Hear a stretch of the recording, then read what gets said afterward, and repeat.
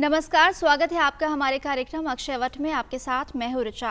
आज इस कार्यक्रम में हम बहुत ही महत्वपूर्ण विषय पर बात करने वाले हैं, वो है जोड़ों का दर्द। जी हाँ, जैसे जैसे हमारा शरीर, हमारी उम्र बढ़ने लगती है तो हमारे शरीर में, खासकर हमारे जोड़ों में दर्द होना शुरू हो जाता है। हमारी जो हड्डियां हैं वो कमज़ोर होने लगती है और सबसे ज़्यादा ये परेशानी हमारे घुटनों में होती है। तो ऐसा क्यों होता है कि हमें अचानक से हमारे जोड़ों में दर्द शुरू हो जाता है? इसके कारण क्या है, इसके लक्षण क्या हैं? आज हम इन तमाम बिंदुओं पर बात करेंगे।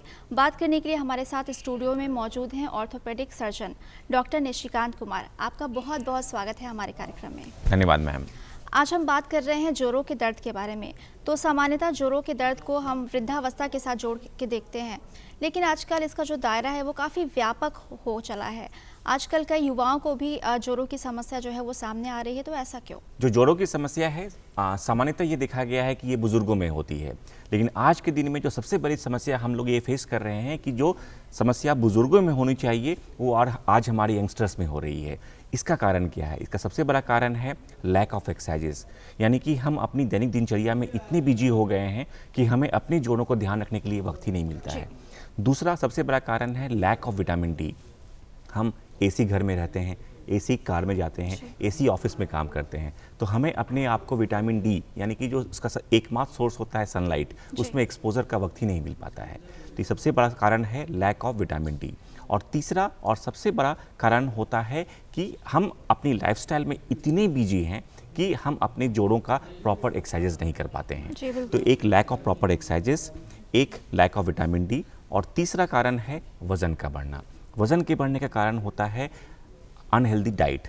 आज के हमारी लाइफस्टाइल में जंक फूड एक रूटीन की तरह शामिल हो गया है। इसका सबसे बड़ा इफेक्ट क्या पड़ता है? अगर आपका वेट 1 केजी बढ़ता है तो आपके जोड़ों पर, खासकर वेट बेरिंग जॉइंट्स जैसे कि हिप और नी पर वेट 20% तक एक्स्ट्रा बढ़ जाता है। तो आपकी जो वेट बेरिंग जॉइंट्स की जो वियर एंड टियर होती है वो पहले होगी।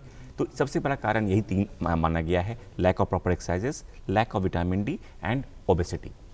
जी, तो बिल्कुल आपने सही कहा। तो अगर आप अपने आप को, खासकर अपने जोड़ों को, अपने घुटनों को स्वस्थ रखना चाहते हैं तो ये ज़रूर करें, नियमित व्यायाम या प्राणायाम ज़रूर करें।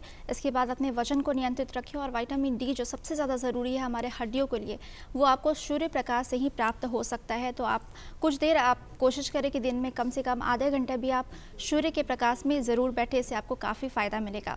अब हम ये आपसे जानना चाहेंगे कि जिस तरह से हम बात करें जोड़ों के दर्द की, तो वृद्धावस्था में खासकर ये काफ़ी बढ़ जाती है। अगर बुजुर्गों की बात करें तो उनको काफ़ी ज़्यादा परेशानी फेस करनी पड़ती है। कई बार तो ऐसा होता है कि वो बिस्तर से उठ नहीं सकते। तो ऐसी परेशानी क्यों आती है और कैसे हम इसे बहुत हद तक चाहे तो हम इसे रोक सकते हैं? ये बहुत ही सही सवाल है कि सबसे ज़्यादा परेशानी हमारे बुजुर्गों में होती है। हमारी जीनेटिक पॉपुलेशन, जो कि आज के दिन में हमारे बहुत बड़े पॉपुलेशन को कैटर करता है। तो इसका सबसे बड़ा कारण, एक तो बिल्कुल सही बताया, हम लोग कहते हैं इस कंडीशन को कहते हैं ऑस्टियोपोरोसिस। ऑस्टियोपोरोसिस का मतलब होता है आपकी हड्डी की जो कुब्बत है उसका कम जाना, और ये जनरलाइज्ड होती है, कोई एक पर्टिकुलर जॉइंट से नहीं होती है, शरीर के सारे भागों से आपकी हड्डियों की ताकत कम जाती है। इसका सबसे बड़ा कारण होता है सेनाइल ऑस्टियोपोरोसिस, हम लोग कहते हैं, मतलब कि उम्र के बढ़ने के कारण। दूसरा, ये फीमेल्स में बहुत कॉमनली पाई गई है, मेल के कंपेरिजन में फीमेल में।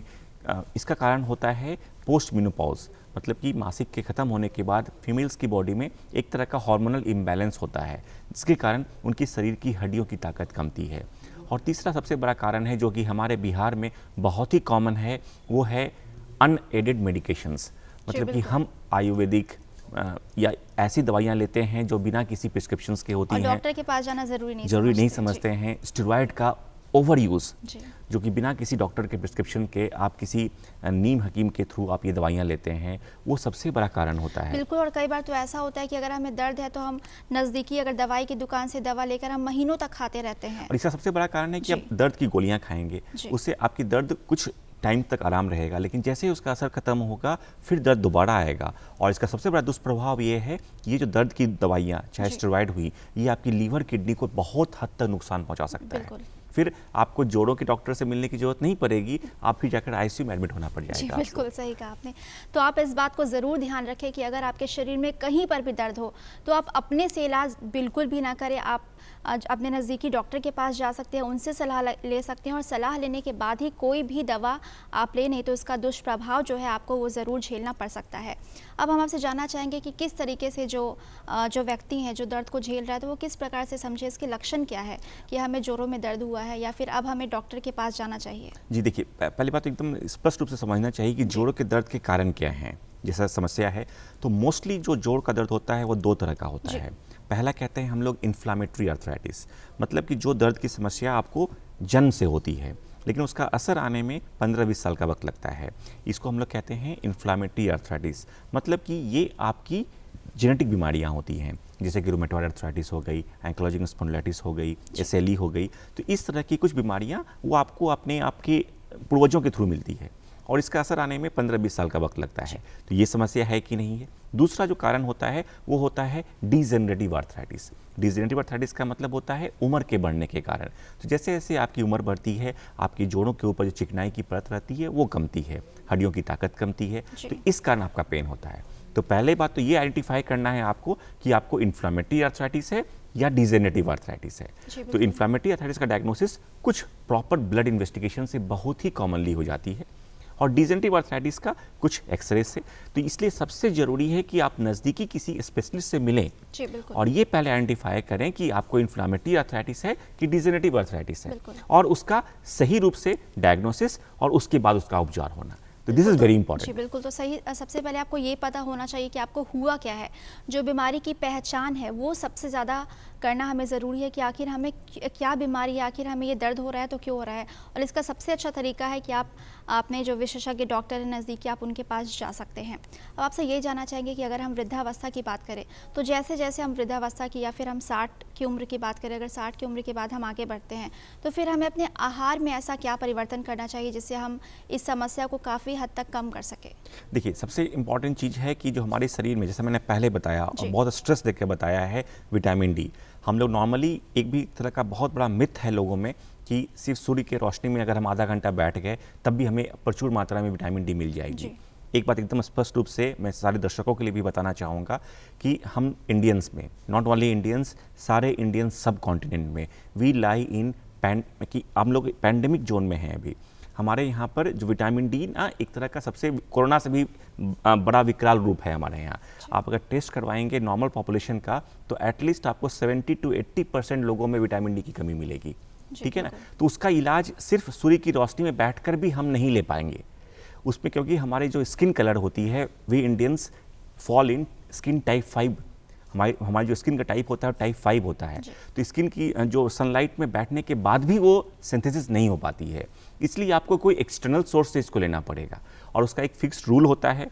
मार्केट में कम से कम 1000 फॉर्मुलेशंस हैं, तो जो भी फॉर्मुलेशन है, सप्लीमेंट भी हम काफ़ी ज़्यादा सप्लीमेंट इसका जरूर लेना है। इसका फिक्स्ड रूल होता है, जो मैं बता देना चाहता हूँ, वो 60,000 का आता है मिली इक्विवेलेंट का।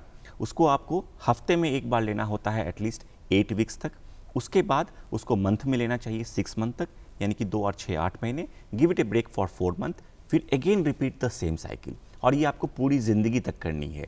तो यही डोज 5 साल के बच्चे से लेकर 95 साल के बूढ़े तक के लिए यूज़ की जाती है। यानी 5 साल के बच्चे भी इस दवा का सेवन कर सकते हैं? कर सकते नहीं, करना है जी, करना है और ज़रूरी है उनके लिए। इसका साइड इफेक्ट? कोई साइड इफेक्ट नहीं। यही इसलिए मैं बताया ना कि एक ही साइड इफेक्ट लोग हमेशा एक्सपेक्ट करते हैं कि अगर अनएडेड लेंगे तो कहीं हाइपर विटामिनोसिस ना हो जाए, इसलिए मैंने बताया कि 4 महीने का गैप देना है 8 महीने के बाद। तो आपको जो लेवल्स हाई होने के चांसेस रहते हैं वो नहीं होती है।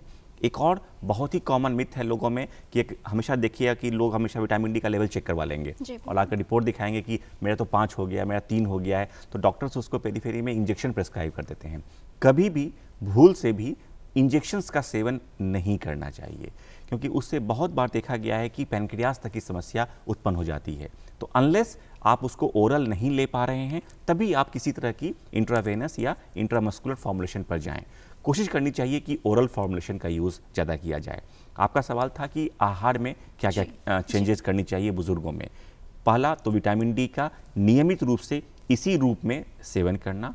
दूसरा, मिल्क से कहीं इंपॉर्टेंट होती है मिल्क प्रोडक्ट्स, बहुत मैं कभी मिल्क पर बहुत ज़्यादा स्ट्रेस नहीं देता हूँ कि एकदम दूध ही पीना चाहिए, क्योंकि खासकर एक एज के बाद सामान्यतः माना गया है कि 30 साल की उम्र के बाद आपके शरीर में जो मिल्क को डाइजेस्ट करने की जो एंजाइम्स होती हैं वो मर जाती हैं। तो मैं हमेशा स्ट्रेस देता हूं अपने पेशेंट्स के लिए कि आप मिल्क से बनी हुई चीज़ें लिया करें। जैसे लेकिन कि हमारे यहाँ ये मिथ है कि बुजुर्ग होने के बाद और ज़्यादा दूध हाँ, पीजिए बहुत ही कॉमन है। जैसे जी। मैं रोकता नहीं हूँ, लेकिन कोशिश करें कि अगर मिल्क आपको बहुत लोगों को अच्छा नहीं लगता है कि नहीं लेना है, तो आप कोशिश करें कि मिल्क प्रोडक्ट्स लिया करें, जैसे कि दही, पनीर, छेना, इन सब चीज़ों का सेवन करना मिल्क के सेवन करने से कहीं बेहतर होता है। जी। ये चीज़ें तो एक मिल्क प्रोडक्ट्स लेना चाहिए और एक आपको विटामिन डी का सेवन करना चाहिए। These two things are very important. रही बात प्रोटीन की, ये भी बहुत बड़ा कॉमन मिथ है कि लोग हमेशा सोचते हैं कि अगर प्रोटीन खाएंगे तो मेरा यूरिक एसिड का लेवल बढ़ जाएगा, तो मुझे जॉइंट की पेन हो जाएगी। तो प्रोटीन का सेवन करना चाहिए, एक ज़्यादा हाई अमाउंट में नहीं। मैं बहुत ज़्यादा नॉनवेज प्रोडक्ट्स के लिए मना करता हूँ। अगर वेजिटेरियन हैं तो कम से कम सोयाबीन का जरूर यूज़ किया कीजिए, बहुत ही सस्ती मिलती है। आप अपनी नॉर्मल जो पैकेट्स में भी आते हैं, पैकेट्स में न्यूट्रीला के आता है, तो आप अपने जो सब्जी खाते हैं उसी में हर दिन 4 डाल दिया कीजिए। तो सोयाबीन या एग, दीज टू में से कोई भी एक आपकी डाइट का पार्ट होना चाहिए, ये जरूर इंपॉर्टेंट है। और अगर वेजिटेरियन है तो फिर सोयाबीन जरूर लीजिए आप। तो ये चीज़ें अगर हम लोग अपने बुजुर्गों को ये समझाएं तो उनकी लाइफ में ऑस्टियोपोरोसिस या गठिया या जोड़ की समस्या बहुत हद तक कम सकती है। बिल्कुल। तो अगर आप अपने हड्डियों को स्वस्थ रखना चाहते हैं तो इन बातों का ज़रूर ध्यान रखें कि विटामिन डी के अभी कई जो सप्लीमेंट्स हैं वो मार्केट में मौजूद है, आप उन्हें ले सकते हैं, लेकिन एक गैप ज़रूर रखना होगा। साथ ही साथ जो हमें ये ज़रूर ध्यान में रखना होगा कि बुज़ुर्ग होने के साथ साथ जो पाचन क्रिया होती है वो थोड़ी कमज़ोर हो जाती है, तो दूध ना लेकर जो दूध के प्रोडक्ट्स हैं वो आप ले सकते हैं, पनीर ले सकते हैं, छेना ले सकते हैं, और भी ज़्यादा जो दही है वो ले सकते हैं। तो इन सारी बातों का ध्यान रखना बहुत ज़्यादा ज़रूरी है।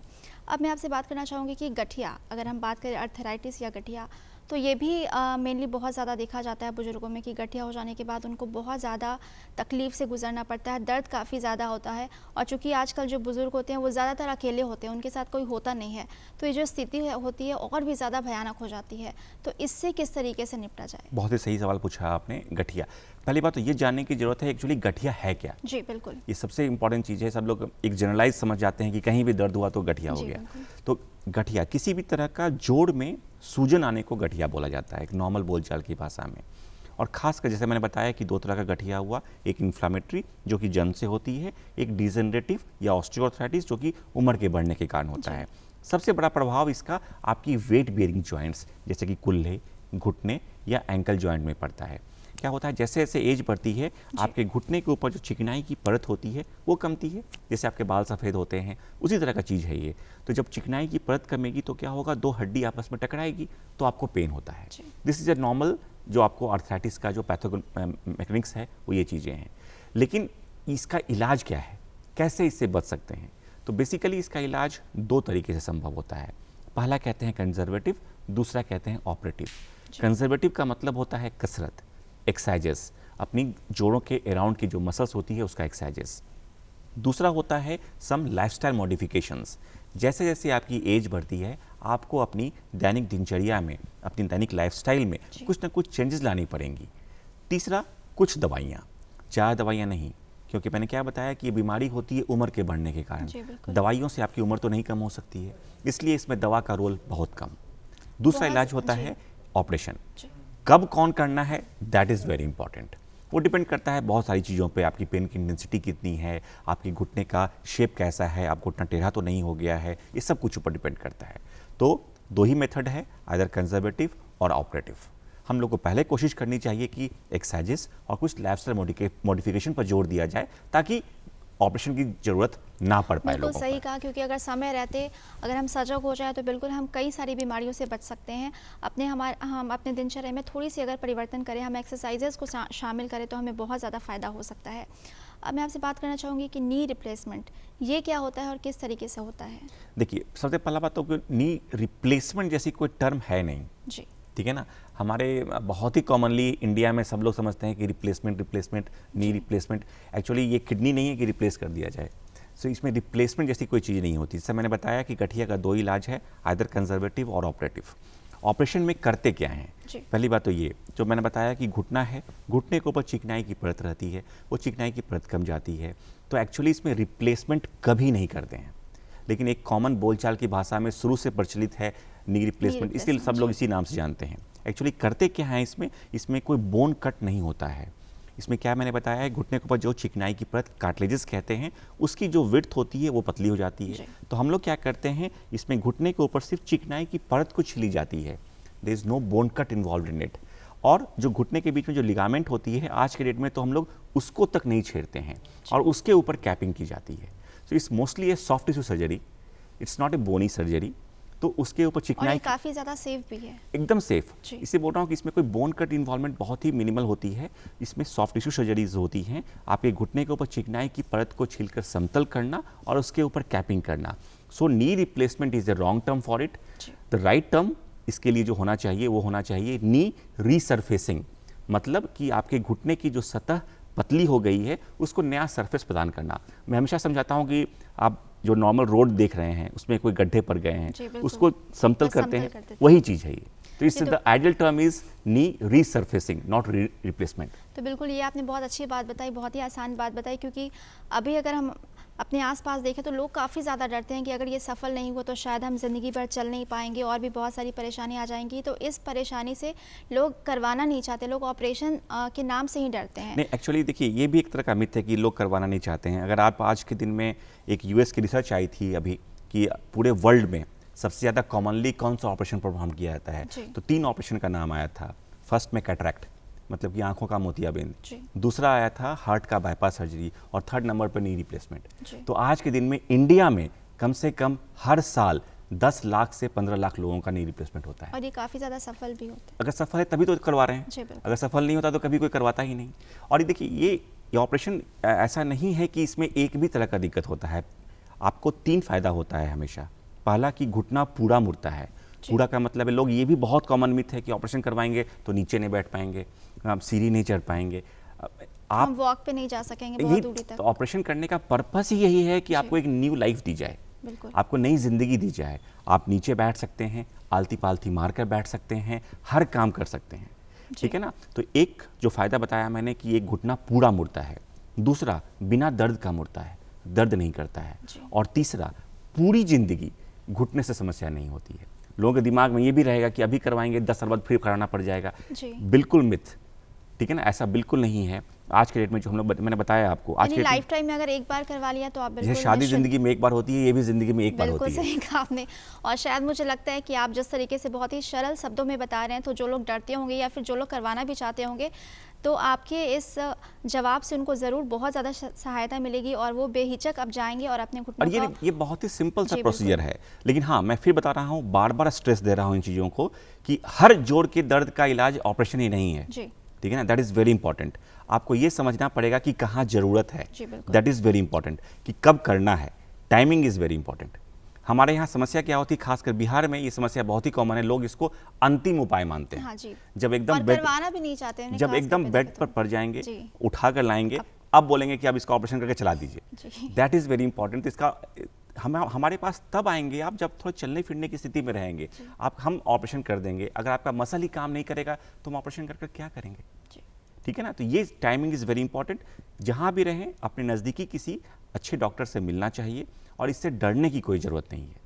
आप इस ऑपरेशन में एक भी दिन रेस्ट करने की ज़रूरत नहीं पड़ती है। आज ऑपरेशन करना होता है, कल से चलना फिरना शुरू होता है। और ऑपरेशन करने के बाद भी कोई सावधानी बरतनी पड़ती है? सावधानियाँ जैसे नॉर्मल लाइफ में सावधानियाँ बरते हैं वैसे सावधानियाँ, कोई स्पेसिफिक प्रिकॉशन नहीं होती है इसमें। ये चीज़ें बहुत इंपॉर्टेंट हैं आपको, कि आप अपना नॉर्मल लाइफ स्टाइल लीड करती हैं, आपको नई ज़िंदगी मिलती है, ये चीज़ें हैं। और जैसा मैंने बताया, आज के डेट में जो हम लोग ऑपरेशन करते हैं उसमें एक रिसेंट एडवांसेज आ गई है कि हम लोग हड्डी नहीं काटते हैं, हम लोग इसको कहते हैं CR नी कहते हैं। पूरा नाम होता है क्रूशिएट रिटेनिंग नी। इसका मतलब होता है घुटने के बीच में लिगामेंट होती है जो 2 हड्डी को जोड़ती है, उसको तक नहीं काटा जाता है जी।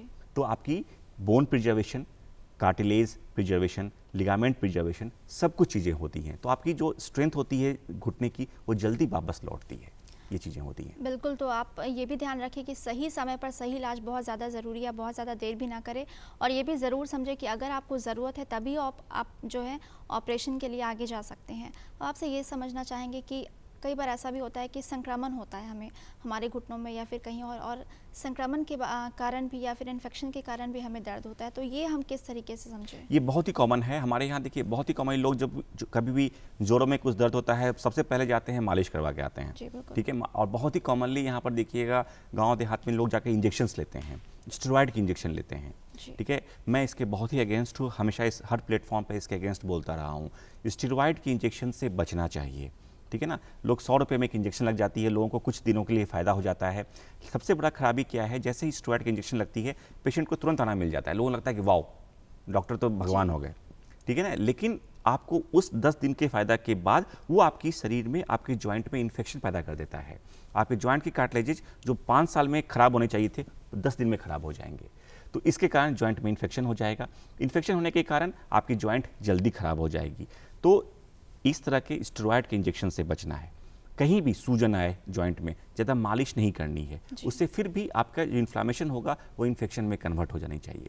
तो पहली बात तो मालिश नहीं करनी चाहिए। हाँ, एकदम, जैसे कि एकदम हमारे यहाँ मालिश करने का मतलब है कि पकड़कर तेल से मालिश करना, उससे बचना चाहिए। पहली बात तो ये डायग्नोज होना चाहिए कि ये जो कंडीशन है आपकी, ये इन्फ्लामेटरी है कि इन्फेक्टिव है। ये बहुत ही कॉमनली एक सिंपल MRI से मालूम चल जाती है ये इन्फ्लामेटरी अर्थराइटिस है कि इन्फेक्टिव अर्थराइटिस है। अगर इन्फेक्शन जॉइंट में है तो उसके लिए बहुत ही कॉमनली हम लोग दूरबीन से डालकर जोड़ की साफ सफाई कर देते हैं, तो सारा इन्फेक्शन वापस बाहर निकल जाता है। तो आपको सबसे पहला काम है, मैं फिर बता रहा हूँ, स्ट्रेस दे रहा हूँ इस चीज़ों पर, कि डायग्नोसिस सही होनी जरूरी है। अगर डायग्नोसिस सही होगा तभी ना आप उसका सही तरीके से इलाज कर पाइएगा। और हर जोड़ के दर्द का इलाज एक ही नहीं होता है।